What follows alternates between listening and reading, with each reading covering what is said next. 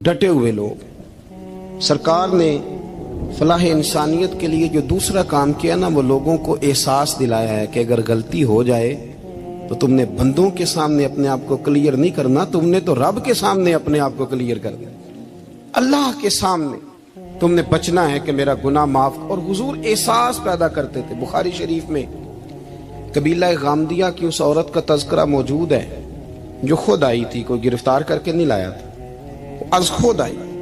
एहसास पैदा हो गया ना गुनाह का। यहाँ बहुत सारी गलतियां करके भी लोग जब अपनी बात करते हैं तो कहते हैं कभी याद तो नहीं किसी के साथ ज्यादती की हो, याद तो नहीं कभी किसी का। भाई आपने इतने बड़े वली होने का दावा कर दिया। इंसान तो इंसान रहता है। बड़े बड़े लोग कह गए कि या अल्लाह अगर अनजाने में भी भूल गए हैं तो हमसे दरगुजर फरमा, लेकिन जब हम तैयार ही नहीं मानने को।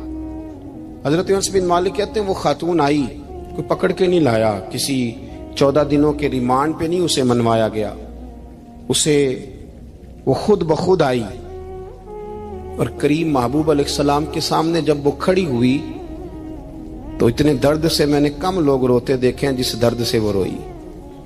अर्ज करने लगी हुजूर मैं गलती कर बैठी हूं, मुझसे जिना हो गया, मुझे पाक कर दे।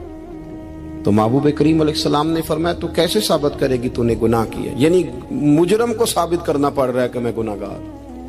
ये वो कमाल है कि इंसानों को एहसास होने लगे कि यहाँ हम गलत हैं। जब एतराफ जुर्म होता है, जब बीमारी की तशखीस होती है तो फिर उसका इलाज भी हो जाता है। हजरत अनस बिन मालिक कहते हैं वो अर्ज करने लगी हुजूर मेरे पेट में नाजायज बच्चा है। हुजूर ने फरमाया जा जब बच्चा पैदा हो तो फिर आना। वो 8 माह के बाद आई तो उसकी गोद में फूल सा बच्चा था। हुजूर ने फरमाया वापस जा, जब रोटी खाने लग जाए तो फिर आना। वो 2 साल 2.25 साल दूध पिलाती रही। फिर जब आई तो बच्चे के हाथ में रोटी का टुकड़ा था।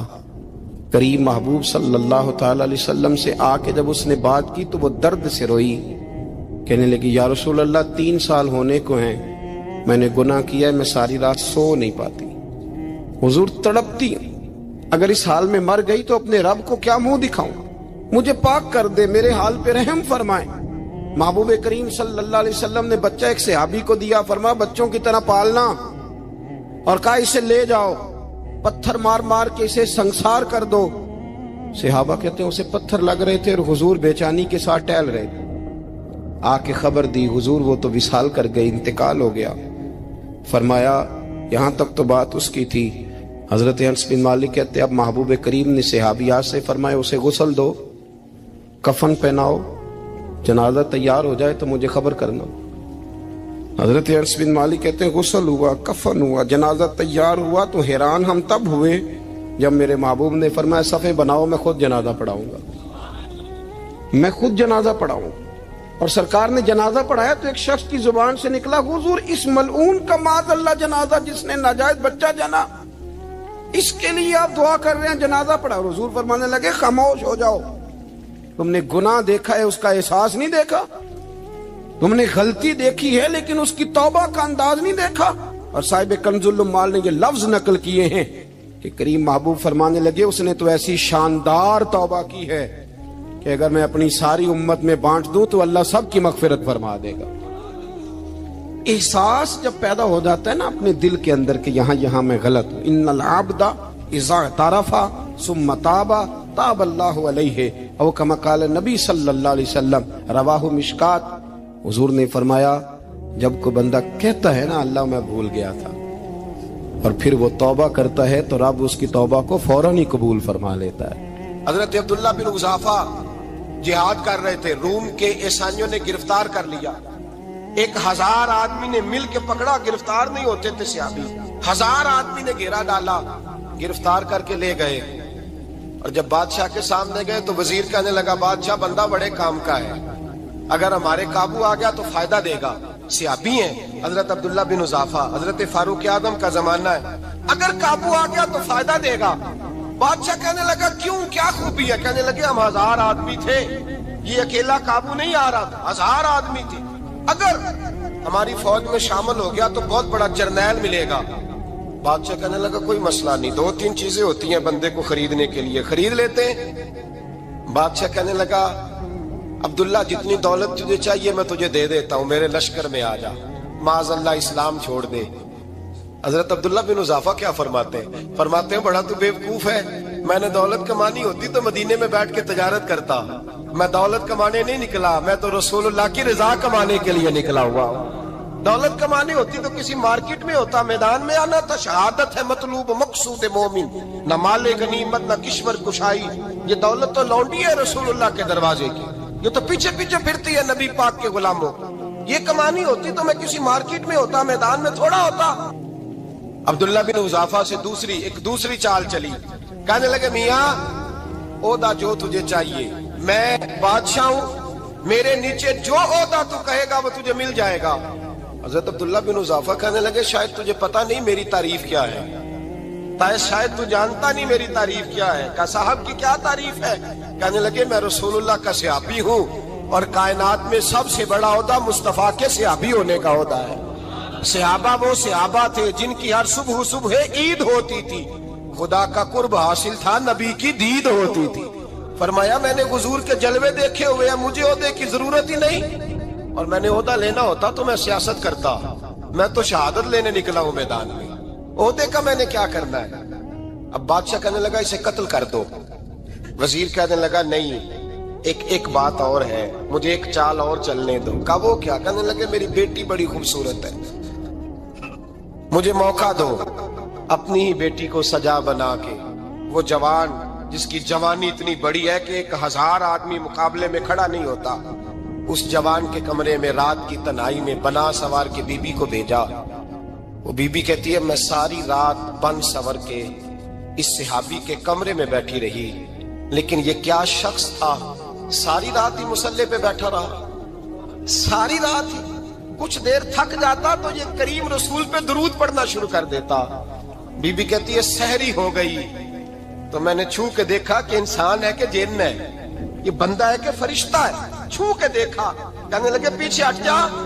मैंने कहा मैंने तो सुना था तू 1000 के मुकाबले में है और तू इतना बेहिस है कि बनी सवरी दुल्हन बैठी है, तूने नजर नहीं की। अब्दुल्ला बिन हुज़ाफा, बीबी कहती है नजर फिर नहीं उठाई, नजर फिर झुकी हुई है। कहने लगे बीबी मैं मजबूर हूँ, अब मेरे ऊपर कोई उसल नहीं चलता, मैंने जलवाए बद्दुहा का दीदार किया हुआ है, अब मेरी निगाहों में जचता नहीं कोई, इसलिए कि जैसे मेरे सरकार है ऐसा नहीं कोई। कभी भी अब नहीं किसी का मेरे ऊपर जादू चलता, मैंने मुस्तफा को। और कहा जरा पीछे हट के बैठ, मुझे मेरे रसूल ने गैर महरम से बचने का हुक्म दिया है, जरा पीछे हट के बैठ। सहरी का वक्त था।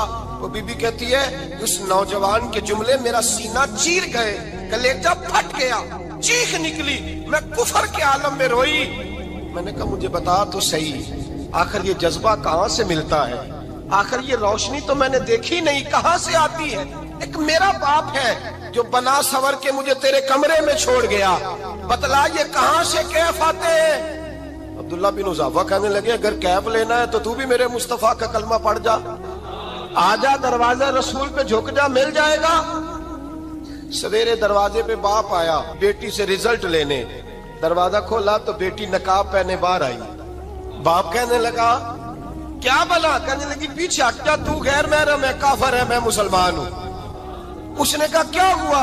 कहने लगी तेरे जैसे को बाप कहूं, तेरे जैसे को जो मुझे इस्तेमाल कर रहा था, मैं तुझे बाप नहीं मानती, मैं अब रसूल वाली हो गई, मैं हजरत फातिमा की कनीजा हो गई, मैं अब नबी करीम की खादिमा हूं, खबरदार मेरे करीब ना आना।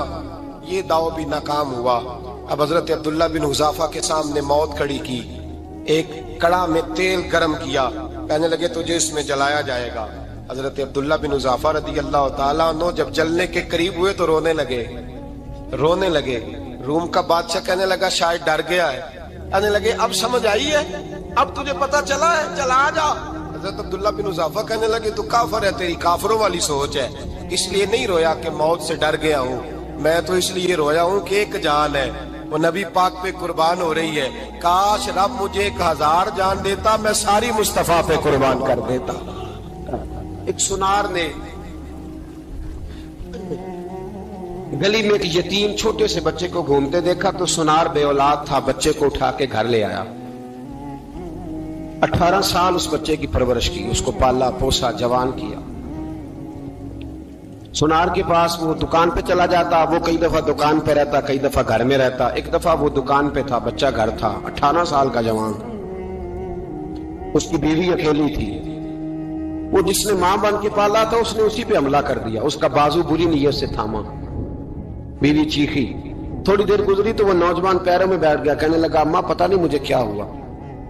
شام کو سونار آیا، بیوی چیخنے لگی، چلانے لگی، کہنے لگی آج عجیب بات ہوئی، جس کو میں نے جگر کا خون دے دے کے پالا اسی نے گندی نظر ڈالی۔ سونار محو حیرت ہے، بیوی کا خیال تھا کہ لاٹھ اٹھائے گا، ڈنڈا اٹھائے گا، نوجوان کو مارے گا، لیکن وہ رونے لگ گیا۔ اس نے کہا آج اس نے میرا بازو تھاما ہے، جانے کیا کیا ہے۔ پریشان ہونے لگ گیا، سجدے میں گر گیا، کہا تو بتاتا کیوں نہیں؟ تو وہ سونار کہنے لگا اس کی غلطی نہیں، 18 سال کے بعد آج مجھ پر بھی شیطان سوار ہوا تھا۔ ایک عورت آئی تھی، وہ اپنے بازوؤں میں چوڑیاں پہننا چاہتی تھی تو میں نے بھی گندی نظر سے ہاتھ ڈالا تھا، رب کریم نے مجھے فوراً اس کی سزا دی۔ جن کے گھروں میں بیٹیاں ہوتی ہیں ان کی نظریں گندی نہیں ہوتی، جو بیٹیوں کے باپ ہوتے ہیں، جو بہنوں کے بھائی ہوتے ہیں، ان کی نظریں گندی۔ اور اگر تو ٹیلی فون کرتا ہے، تو کسی عورت کے ساتھ تعلق رکھتا ہے تو یہ بات لکھ لے، امام فخر الدین رازی 1، علامہ اسماعیل حقی 2، ملا جلال الدین رومی 3، امام خازن 4، امام جلال الدین سیوطی 5 حدیث کے استاد اور محدث لکھتے ہیں کہ اگر تو کسی پر گندی نظر ڈالے گا تو تیرا گھر بچ سکتا، یاد رکھ نہیں بچے گا، اس لیے کہ تیری نظر کسی کی بیٹی کو بیٹی سمجھ تاکہ تیری بچی کا پردہ قائم رہے، کسی کی بہن کو۔ یہ کیا بات ہوئی کہ تو جتنا مرضی گند معاشرے میں پھیلاتا رہے تیرا گھر بچا رہے؟ یہ کیسے ہو سکتا ہے؟ فَإِنَّ لَهُ مَعِيشَةً ضَنْكَ، اللہ فرماتے ہیں زندگی تنگ ہو جائے گی تیرے لیے مشکل، تو ڈھونڈتا پھرے گا کہ میں مرنے کو جگہ تلاش کروں۔ سچی توبہ کرے، کھری توبہ کرے۔ یہ گناہ انسان کو مجبور کر دیتے ہیں۔ حضرت عبداللہ بن مبارک رحمت اللہ تعالی علیہ، ان کے سینکڑوں شاگرد تھے، ایک شاگرد کے انتقال کا وقت آیا تو گھر گئے ملنے۔ آپ کہتے ہیں میں نے زور لگا لیا پر اس کی زبان پر کلمہ جاری نہیں ہوا۔ میں اسے کہتا کلمہ پڑھ پر اس کی زبان پر جاری۔ اللہ اکبر، بہت بڑی نعمت ہے۔ دعا فرمائیں اللہ ایمان کی موت عطا فرمائے، ایمان کی موت دے اللہ کریم، ایمان کی موت دے۔ ایسے بھی لوگ دیکھے ہیں، مسجد نبوی ہے، رسول اللہ کا شہر ہے، سر سجدے میں ہے، روح پرواز کر گئی، روح پرواز۔ کتنا نصیبوں والا ہے، کتنا نصیبوں والا ہے کہ مسجد نبوی میں سر سجدے میں رکھا ہے اور اللہ تبارک و تعالیٰ نے محبوب کے قدموں میں موت عطا فرمائی۔ تو حضرت عبداللہ بن مبارک کہتے ہیں میں نے اس کو کہا کلمہ پڑھ تو اس کی زبان پہ جاری نہیں ہوتا۔ میں بار بار کہتا تو وہ منت کرتا، کہتا حضور میں کوشش کرتا ہوں جاری نہیں ہوتا۔ فرماتے میں پریشان ہو کے اٹھا، ابھی میں دروازے پہ پہنچا تھا، اس نے چیخ ماری اور روح پرواز کر گئی۔ بچے رونے لگے، بیوی رونے لگی، تو میں نے اس کی بیوی سے کہا کہ جرم کیا کرتا تھا، اتنا بڑا پاپی پہ کلمہ جاری نہیں ہوا۔ اس کی زوجہ کہنے لگی حضرت جی 2 گناہ تھے اس کے، ایک تو یہ شراب کا عادی تھا، روکتی تھی باز نہیں آتا تھا، اور دوسری بات یہ کہ یہ اپنی اماں کا نافرمان تھا، وہ 2 گلیاں چھوڑ کے رہتی ہے، یہ کبھی ملنے نہیں گیا تھا، اس بوڑھی کا کلیجہ اس کی طرف سے بڑی تکلیف میں تھا۔ تو حضرت عبداللہ بن مبارک کہنے لگے جا تو بھی دعا کر، اس کی ماں کو بھی کہہ دعا کرے کہ یہاں تو یہ کلمہ نہیں اسے نصیب ہوا، اللہ کرے اللہ آخرت کی منزلیں اس کی بہتر فرما دے۔ یہ حدیث سنانے لگا ہوں، حدیث ہے، حدیث رسول ہے۔ جوان خاص کر کے ذرا میری بات پہ توجہ کرے، اور بزرگ خاص کر توجہ کرے جنہوں نے تربیت کرنی ہے۔ سنیں، حضور کی بارگاہ میں ایک نوجوان آیا ہے، یہ سنگ میل ہے حدیث، اس کو یاد رکھنا۔ عرض کی حضور میں سارے گناہ چھوڑ سکتا ہوں، زنا نہیں چھوڑتا، حضور مجھے زنا کی اجازت ہونی چاہیے۔ میرے حبیب نے تھپکی دی، بٹھا لیا۔ میں کہتا ہوں حضور نے گناہگاروں کو معاشرے سے کاٹا نہیں، ان کی تربیت فرمائی ہے، ان کی تربیت فرمائی ہے، ان کو قریب فرمایا۔ میرے حبیب کریم صلی اللہ علیہ وسلم نے فرمایا ادھر آ بیٹھ جا، بیٹھ گئے۔ حضور نے فرمایا تو پسند کرتا ہے تیری ماں کے ساتھ کوئی بدکاری کرے؟ حضور نہیں، फरमाया तू पसंद करता है तेरी बेटी के साथ कोई बदकारी करे? या रसूलल्लाह मैं आंखें निकाल दूंगा। हुजूर ने फरमाया तू पसंद करता है तेरी बहन के साथ? हुजूर मैं काट डालूंगा वो हाथ जो मेरी बहन की तरफ उठेंगे। फरमाया तू पसंद करता है कि तेरी खाला फुफी ममानी की तरफ कोई ऐसी हरकत करे? हुजूर मैं काट के रख दूंगा उन लोगों को जो बात भी करेंगे। मेरे हबीब ने फरमाया अच्छा, जिसके साथ तू बदकारी की इजाजत मांग रहा है वो किसी की मां नहीं लगती, वो किसी की बहन नहीं लगती और किसी की बेटी नहीं होगी? याद रखे मुल्ला जलालुद्दीन रूमी 1, इमाम गजाली 2, आला हजरत फाजले बरेलवी 3 बुजुर्ग मुतफिका तौर पर लिखते हैं, फरमाते हैं जो गंद के साथ दूसरे घर में ताड़ता है वो अपने घर की खैर मना ले। जो गंदी नजर दूसरों पर रखता है वो अपने घर की खैर मना ले। इसलिए कि जो जुर्म वो किसी के खाते में डालेगा वो सजा बन के उसके घर की तरफ लौटा दिया जाएगा। जो बदकारी वो किसी के खाते में डालेगा वो सजा बन के अल्लाह उसके घर की तरफ लौटा देगा। अगर अपने घर को पाक रखना चाहते हो तो दूसरों की तरफ पाक नजर रखनी शुरू कर दो। अगर चाहते हो कि तेरा घर अजीब मामला है ना, बेटे को तो पसंद की शादी की इजाजत है तो बेटी को इजाजत क्यों नहीं? अगर तेरा बेटा पसंद की शादी करेगा तो याद रखना फिर जब किसी की बेटी ये लफ्ज बोलती है फिर इज्जतों के जनाजे निकलते हैं, फिर उरियानी फहाशी का जो है वो कलक लगता है माथे पर। फिर याद रखना चारों जानिब से रुसवाइयां तेरा नसीबा होती है। अगर तू बेटी को रोकना चाहता है तो बेटे का हाथ पकड़। अगर तू बेटी को साफ रखना चाहता है तो बेटे को शर्म हया की चादर उड़ा। अगर तू बेटियों के किरदार की हिफाजत करना चाहता है तो पहले बेटे को पाबंद शरीयत बना। एक बहुत बड़ा गुनाह बदनिगाही का गुनाह है। आपको पता है हमारे मुल्क के अंदर बदकारी, जिना और बेहयाई की शरह कितनी बढ़ती जा रही है, किस कदर बढ़ती जा रही है।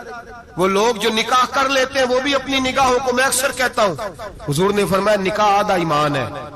जिसने निकाह कर लिया उसका ईमान मुकम्मल हो गया। तो जो निकाह के बाद भी बाज ना आया, मैं उसको बेईमान नहीं कहता, लेकिन नबी पाक ने फरमाया जो निकाह कर ले उसका ईमान, बोलिए ईमान महफूज हो गया, उसका ईमान, सारे बोलिए ईमान।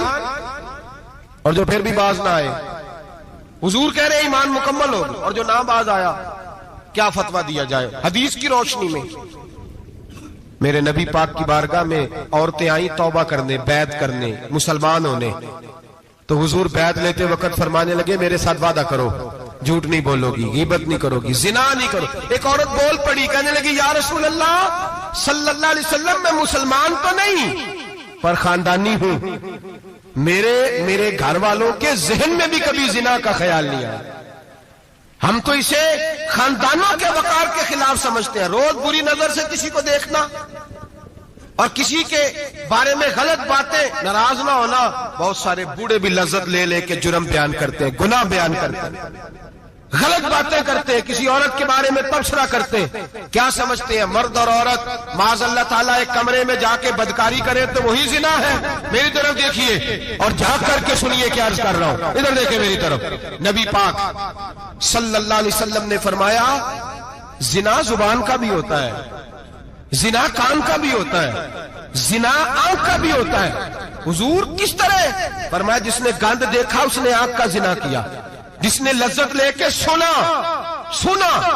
चुप नहीं कराया, पूरी बात सुनी, वो भी जानी है। और जिसने गंदी बात बोली वो मुंह का जानी है, जिसने गंद सोचा वो दिमाग का जानी है। और जानी को सबसे पहली सजा अल्लाह ये देता है कि सजदे की लज्जत छीन लेता है, इबादत का सुरूर छीन लेता है, उसका नमाज में दिल नहीं लगता। कुरान में सबसे पहली सजा उसे अल्लाह अपने दरवाजे से दूर कर देता है। भाइयों आज हमारे सजदे बेकैफ हैं, आज लोग गलत जगह पे घंटों बैठे रहते हैं। मस्जिदों में लोगों के दिलों को घबराहट होती है, लोग भागते हैं। मेरे नबी पाक ने फरमाया तो नजर को पाक कर ले, अल्लाह तेरी इबादत में लज्जत पैदा फरमा देगा। मेरे भाई याद रख ले और सुन ले, सबसे कमजोर आदमी वो है जिसका जहन पाक नहीं। सबसे कमजोर आदमी वो है जो किरदार का गलत है। एक बात मैंने पढ़ी, आप यकीन करें मेरा दिल करे कि मैं आग लगा दूं اس عنوان کو جس پہ گندگی لکھی جاتی ہے، ان اخباروں کو، ان چیزوں کو جس پہ گند لوگوں کے دلوں میں. وہ انڈیا کی ایک وزیر اعظم عورت گزری تو کسی نے اس سے کہا کہ پاکستان نے تو تمہیں شکست دی ہے، تم جیت نہیں سکے بڑا ملک ہو کے. کہنے لگی کوئی بات نہیں، تھوڑا وقت ٹھہر جاؤ، ہم ان پر تہذیبی یلغار کریں گے، ان کے گھروں میں ننگا ناچ کریں گے، یہ گندی تصویریں دیکھیں گے، یہ گند میں الجھ جائیں گے. اور جو قوم گند میں الجھ جایا کرتی ہے وہ پھر کسی سے لڑنے کی طاقت نہیں رکھتی، اس کے اندر ڈٹ جانے کی ہمت نہیں ہوتی، اس کی غیرت کے جنازے نکل جاتے. دل کرتا ہے جل جائے وہ جل جائے جہاں سے برائی پھیلتی، تباہ ہو جائے وہ علاقے جہاں سے گند ہوتا ہے. لوگ گند کی کمائی کھاتے ہیں، گند کی. ایکٹروں کے ساتھ کھڑے ہو کے فوٹویں کھچاتے ہیں اور گناہ پہ فخر کرتے ہیں، اور گندے لوگ کہتے ہیں اللہ کا فضل ہے ہم گند پھیلا رہے ہیں، ثم معاذ اللہ. لوگ گناہ پہ فخر کرتے ہیں چوکوں چوراہوں میں. محمد بن قاسم آئے ہندوستان پہ راجہ دہر کے مقابلے میں، نوجوان میری طرف دیکھیں اور صحیح ہو کے بیٹھے، خاصے صحیح ہو کے بیٹھے، تقریر نہیں کر رہا، جذبات کا. میرے جذبات سنیں، دل کے پھپولے جل رہے ہیں سینے کے داغ سے. اللہ کی قسم روح کی گہرائی سے بات کر رہا ہوں، وہ بات کر رہا ہوں جو سینہ کہہ رہا ہے کہ پھٹ جائے اور کہنا نہ پڑے. قرآن و حدیث پڑھتے ہیں اور پھر اپنا حال دیکھتے ہیں تو لگتا یہ ہے کہ عذاب قریب آ گیا ہے، لگتا ہے زمین پھٹنے والی ہے، آسمان گرنے والا، لگتا ہے قریب آ گیا ہے سارا کچھ. سمجھے کیا عرض کر یہ بات اگر آپ سمجھ گئے تو قیمت وصول ہو گئی. اس کو سمجھ گئے تو سمجھ لیں آپ کے مزاج کے اندر اللہ نے تبدیلی پیدا کر دی. محمد بن قاسم 18 سال کا جوان، ایک عورت کی عزت پر راجہ دہر ہندو نے حملہ کیا، محمد بن قاسم بچانے آئے.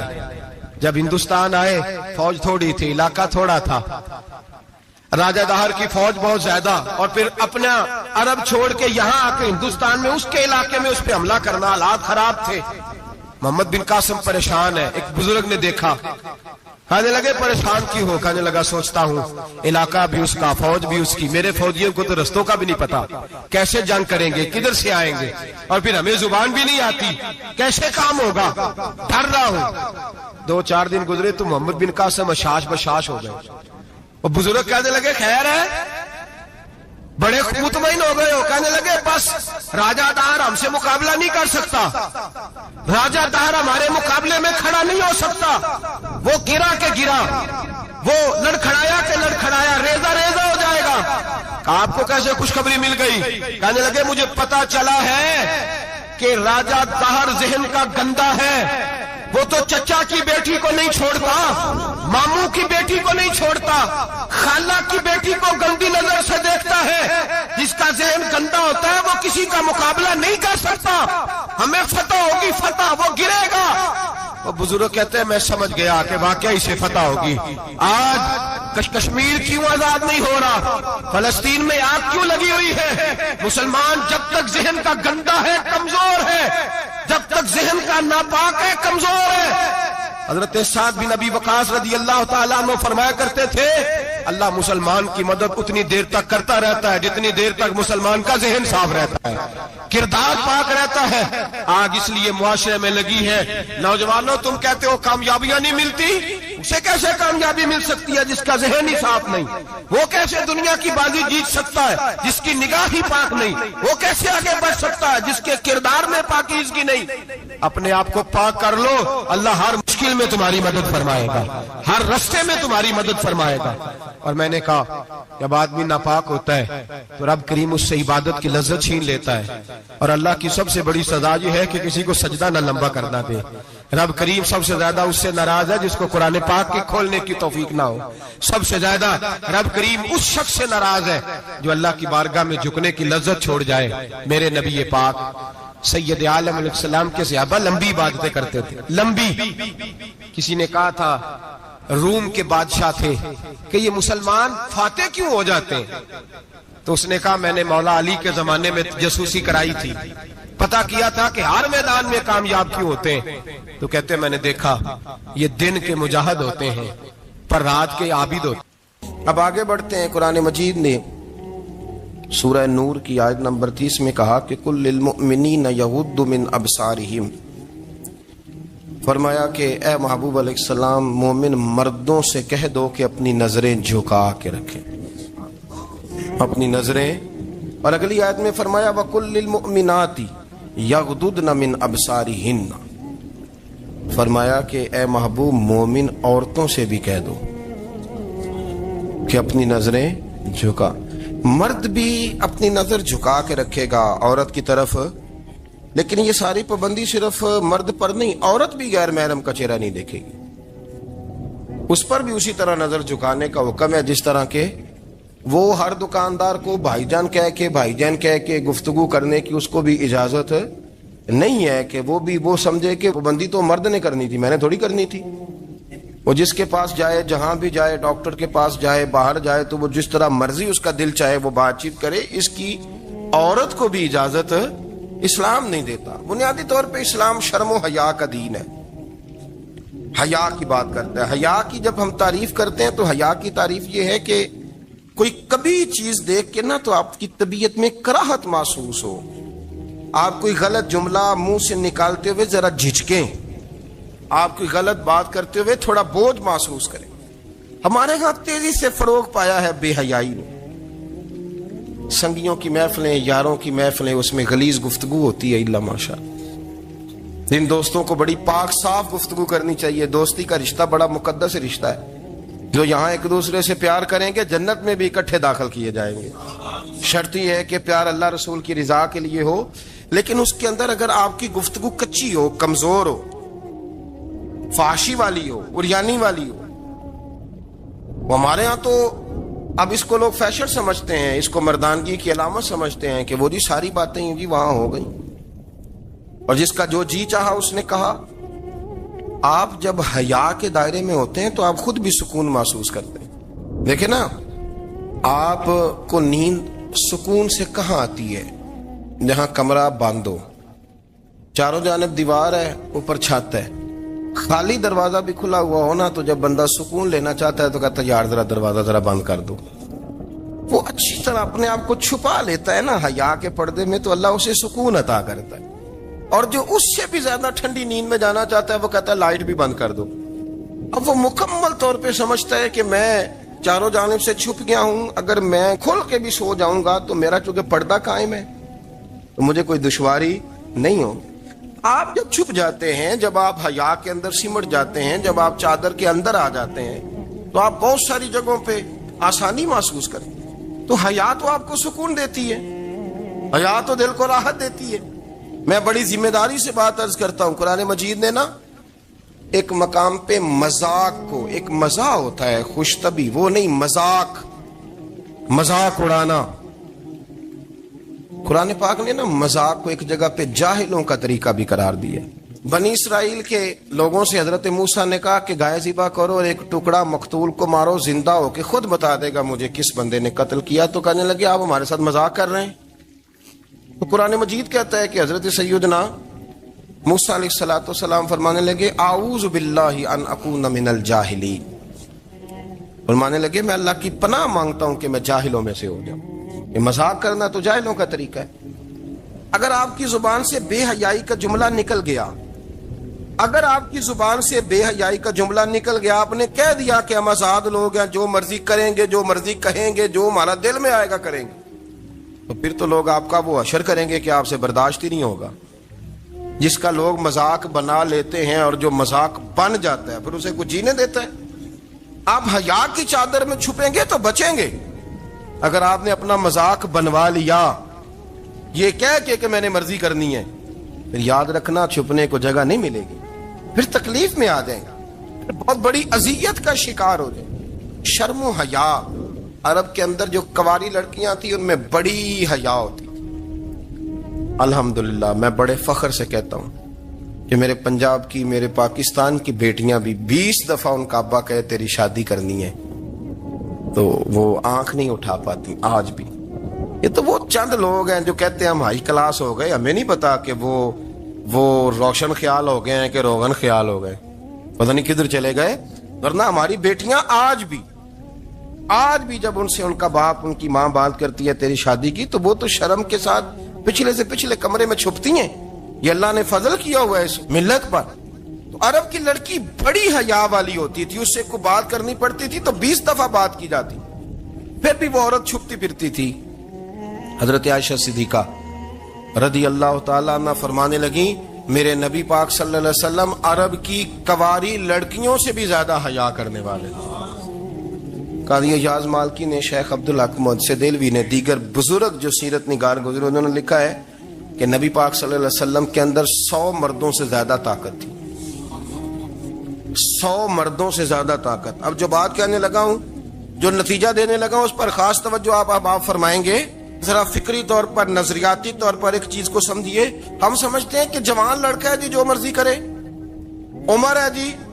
آپ ذرا بات پر غور کیجئے گا کہ حضور صلی اللہ علیہ وسلم میں طاقت 100 مردوں سے زیادہ ہے اور حیا کواری لڑکیوں سے بھی زیادہ ہے۔ ذرا اس بات کا تقابلی جائزہ کیجئے گا کہ طاقت 100 مرد سے زیادہ ہے لیکن حیا کواری لڑکی سے بھی زیادہ ہے۔ اس کا معنی یہ ہوا کہ جس ٹہنی کو پھل زیادہ لگ جاتے ہیں وہ جھکا کرتی۔ تو حیا تو حسن ہے، حیا تو آپ کو پاک صاف کرے گا، حیا تو آپ کو نرالا کرے گا، انوکھا کرے گا۔ وہ ہمارے ایک دانشور ہے، انہوں نے مضمون لکھا، کئی باتیں بڑی پسند آتی ہیں۔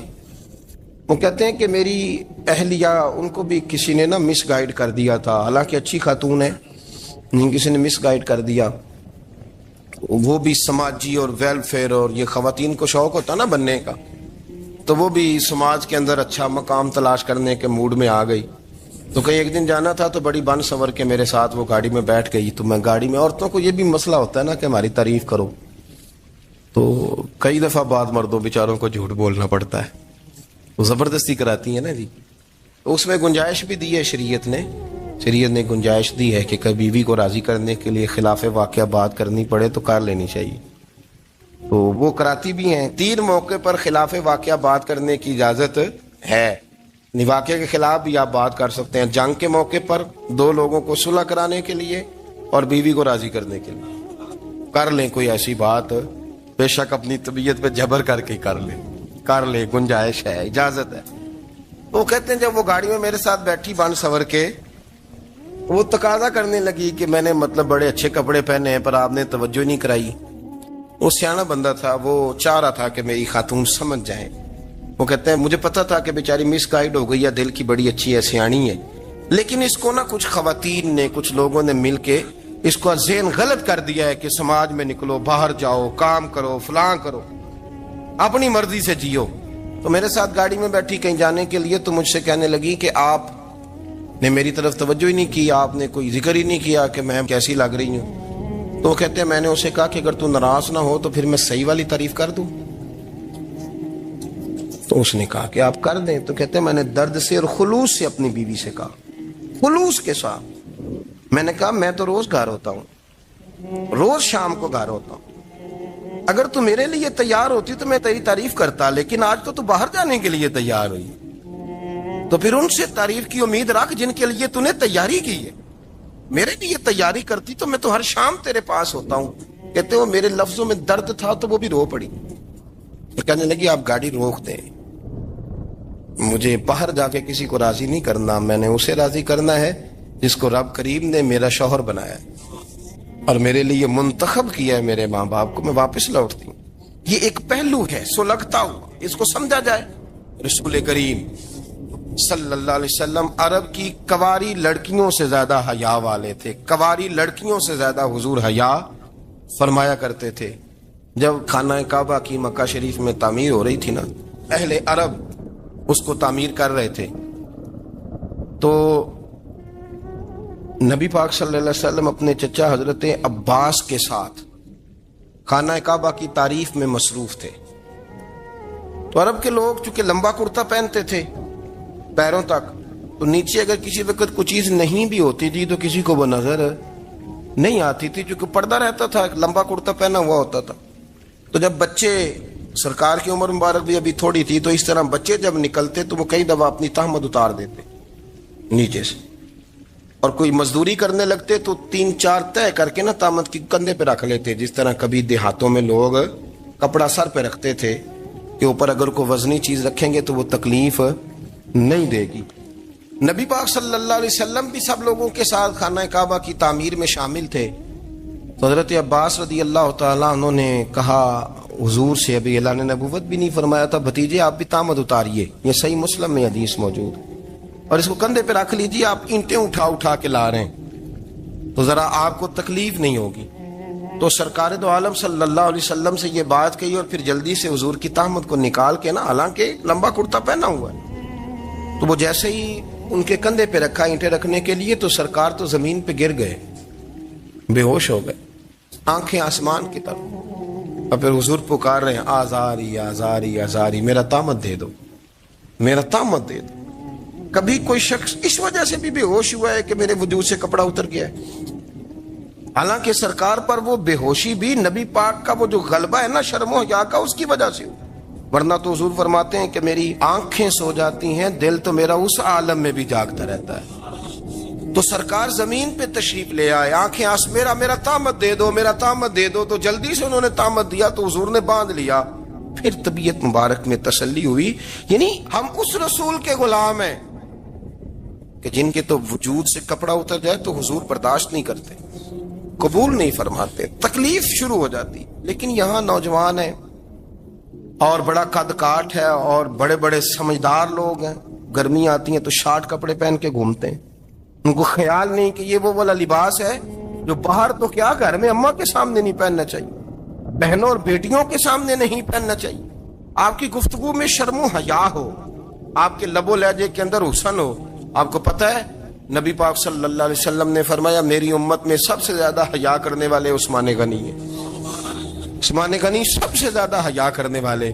آپ فرمایا کرتے تھے جب سے حضور کا چہرہ دیکھا ہے میں نے کبھی اپنی شرمگاہ بھی نہیں دیکھی، میں نے آنکھوں کا وضو نہیں توڑا، اور جب سے حضور کے دست مبارک میں نے بیعت کے لیے سیدھا ہاتھ بڑھایا تو پھر سیدھا ہاتھ میں نے کبھی گندگی کو نہیں لگایا۔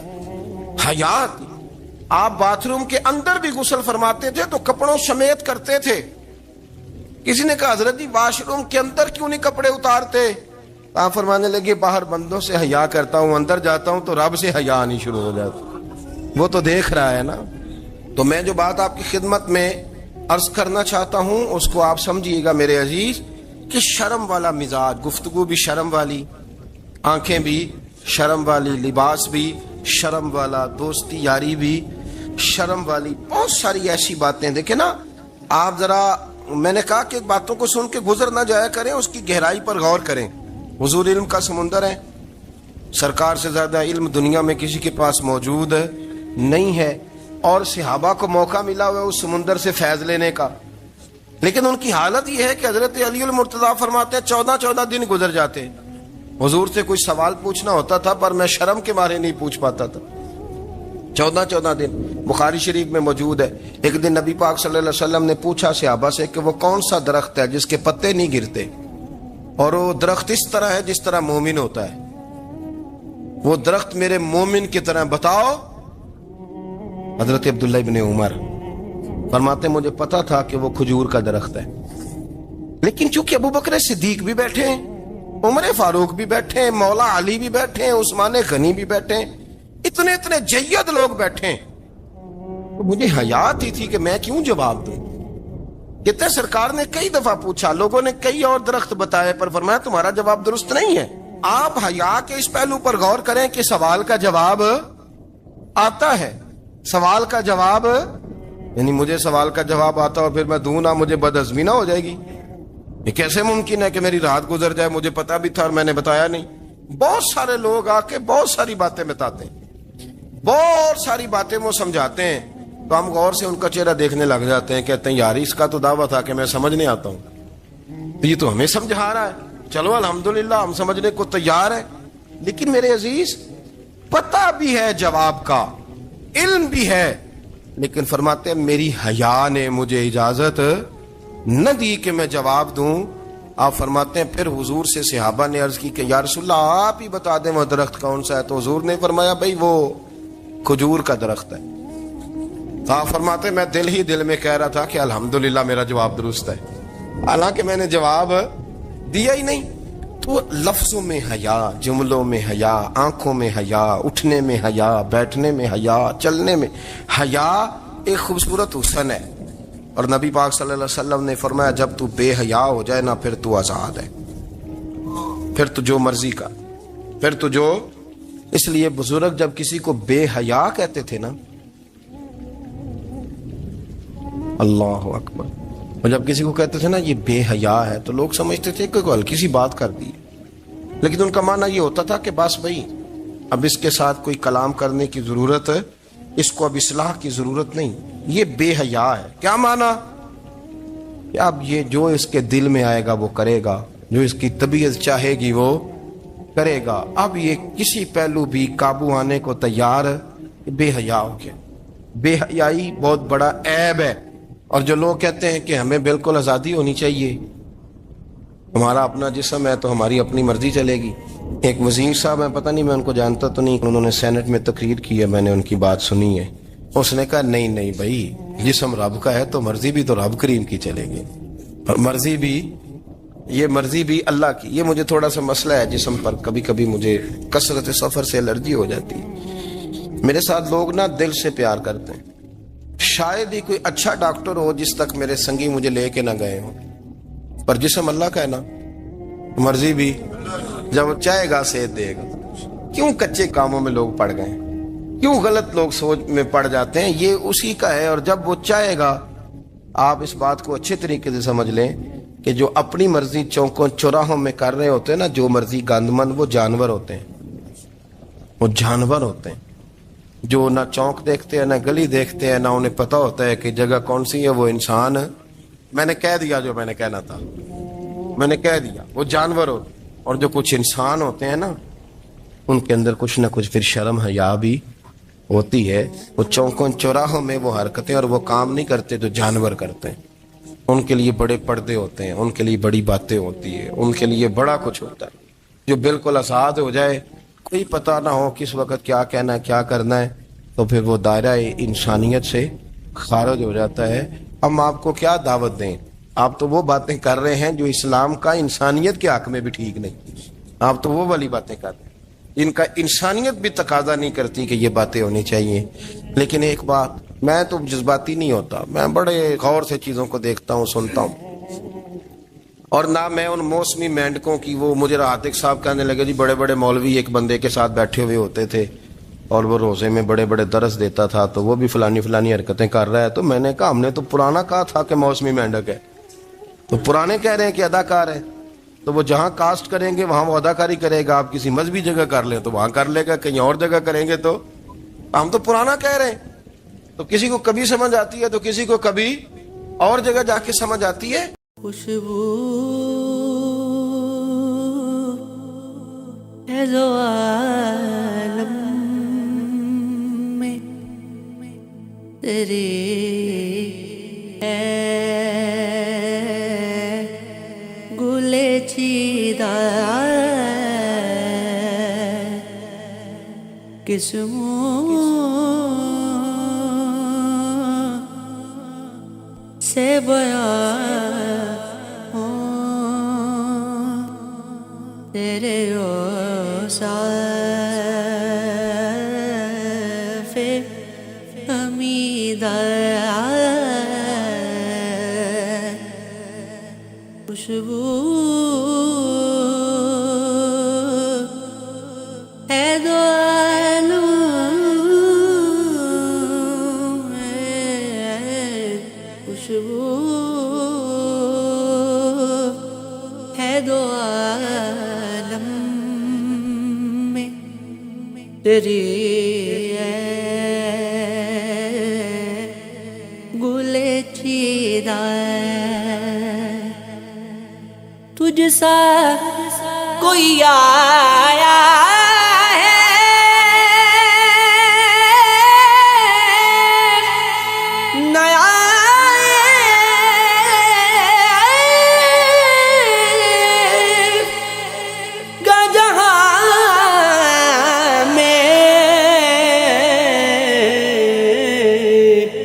دنیا ہے گواہی